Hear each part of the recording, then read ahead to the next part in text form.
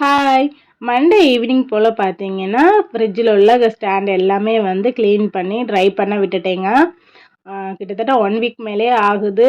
பால் வாங்கல, வெஜிடபிள் எதுவுமே வாங்காம அப்படியே இருந்தது. இன்றைக்கி தான் பார்த்தீங்கன்னா, ஃப்ரிட்ஜை க்ளீன் பண்ணி ஆன் பண்ணவும் செஞ்சுருந்தேன். எல்லாமே ஓரளவு க்ளீன் பண்ணி எடுத்து வச்சுட்டேங்க. ஒவ்வொரு பொருட்களா வந்து க்ளீன் பண்ணலாம் அப்படின்னு சொல்லிட்டு தான் இன்றைக்கி பார்த்தீங்கன்னா, ஃபுல்லுமே வந்து ஃப்ரிட்ஜை தான் க்ளீன் பண்ணி எடுத்திருந்தேன். உடம்பு முடியாதனால வந்து பார்த்திங்கன்னா எந்த ஒரு வேலையுமே வந்து குயிக்காக பண்ணிக்க முடியல.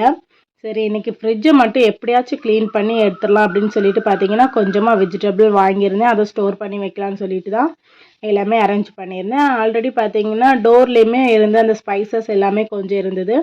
அதுவுமே எடுத்து ஸ்டோர் பண்ணி வச்சுக்கிட்டேங்க. இனி தான் கொஞ்சம் திங்ஸ் எல்லாமே வாங்கி ஸ்டோர் பண்ணி வைக்கணும். இப்போதைக்கு இவ்வளோ தான் வச்சுருக்கிறேன். இன்னும் ஒரு 2 டேஸ்க்கு அப்புறமா பார்த்தீங்கன்னா, கொஞ்சம் தேவைப்படுற வெஜிடபிள்ஸ் எல்லாமே வாங்கி இன்னுமே ஸ்டோர் பண்ணி வைக்கணுங்க. நானுமே வெளியில கடைகளுக்கு அப்படி இப்படின்னு எங்கேயுமே போய்க்கல. முடிஞ்ச அளவுக்கு இப்போ தேவையானது மட்டும் கொஞ்சமாக வாங்கி ஸ்டோர் பண்ணி வச்சுருக்கிறேன். எப்படியோ ஒரு வழியாக ஃப்ரிட்ஜை க்ளீன் பண்ணி வச்சுட்டேங்க. அதுவே எனக்கு கொஞ்சம் பெரிய வேலை தான்.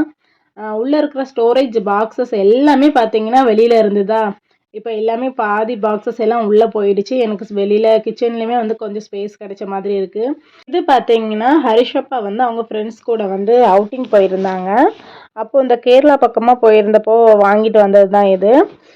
எனக்குமே வந்து இந்த மாதிரி மேக்னெட் எல்லாமே கலெக்ட் பண்ணி வைக்கணும்னு ஆசை தான். சரி இருக்கிறத இப்போதைக்கு வைக்கலாம் அப்படின்னு சொல்லிட்டு வச்சுருக்கேன். ஓகே ஃப்ரெண்ட்ஸ், பாய்.